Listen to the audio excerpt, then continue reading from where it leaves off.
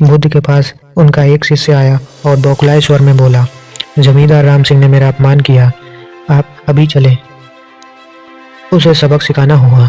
बुद्ध बोले, प्रियवर, सच्चे बौद्ध का अपमान करने की शक्ति किसी में नहीं होती। तुम इस बात को भुला दो। जब प्रसंग भुला दोगे तो अपमान कहाँ से बचा रहेगा। शिष्य ने कहा, उसने आपके प्रति भी अपशब्दों का प्रयोग किया था। आप चलिए तो सही।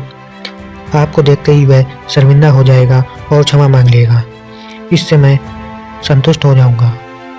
बुद्ध कुछ विचार कर बोले, अच्छा, यदि ऐसी बात है तो मैं अवश्य ही राम जी के पास चलकर उसे समझाने का प्रयास करूंगा। शिष्य ने आतुर होकर कहा, चलिए, नहीं तो रात हो जाएगी। बुद्ध ने कहा, रात आएगी तो क्या, रात के पश्चात दिन भी तो आएगा। यदि तुम वहां चलना आवश्यक ही समझते हो तो मुझे कल याद दिलाना, कल चलेंगे।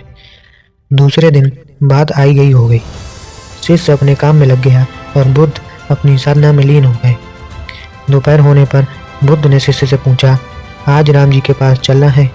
शिष्य ने कहा, नहीं, मैंने जब घटना पर फिर से विचार किया तो मुझे इस बात का आभास हुआ कि भूल मेरी ही थी। जब राम जी के पास चलने की कोई ज़रूरत नहीं है। बुद्ध ने मुस्कुराकर कहा, अगर हम तुरंत प्रतिक्रिया देने से बचें तो हमारे भीतर की कटुता समाप्त हो जाती है। शिष्य बुद्ध का आशय समझ गया।